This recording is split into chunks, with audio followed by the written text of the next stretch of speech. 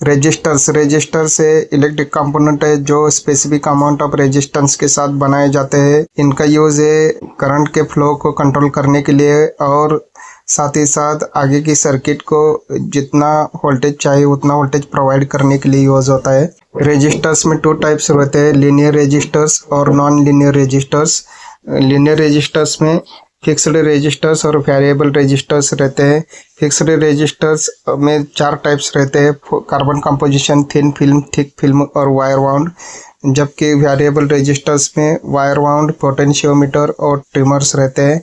और non linear resistors में thermistor, varistor और फोटो रेजिस्टर्स ये रहते हैं। अभी लीनियर रेजिस्टर्स इसमें करंट की वैल्यू ये वोल्टेज के साथ डायरेक्टली प्रोपोर्शनल होती है और इनकी रेजिस्टेंस वैल्यू वोल्टेज, टेम्परेचर या लाइट इंटेंसिटी के साथ साथ चेंज नहीं होते हैं। जबकि नॉन लीनियर रेजिस्टर्स में करंट की वैल्यू ये वोल्टेज के डायरेक्टली प्रोपोर्शनल नहीं रहती है और इनकी वैल्यू ये वोल्टेज, टेम्परेचर और लाइट इंटेंसिटी के वेरिएशंस के साथ साथ चेंज होती है। लीनियर फिक्स्ड रेजिस्टर्स में रेजिस्टेंस की वैल्यू फिक्स रहती है। इनमें 4 टाइप से कार्बन कंपोजिशन में रेजिस्टिव मटेरियल ए कार्बन और इंसुलेटिंग मटेरियल के पाउडर का मिक्सचर होता है और ये इलेक्ट्रॉनिक इक्विपमेंट्स में वाइडली यूज होते हैं।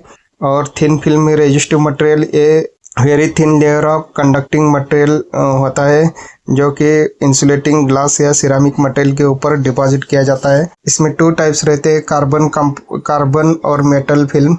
कार्बन फिल्म में कार्बन का यूज़ किया जाता है जबकि मेटल फिल्म में मेटल का यूज़ किया जाता है। थिन फिल्म जैसा ही बनाया जाता है।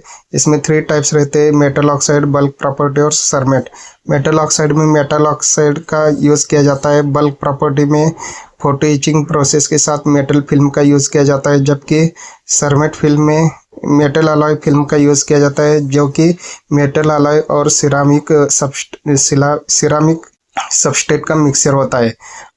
और ये 4 टाइप्स के पैकेजेस में आते हैं।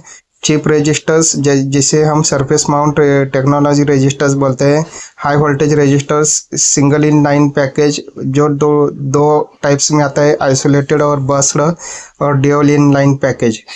और ये पुल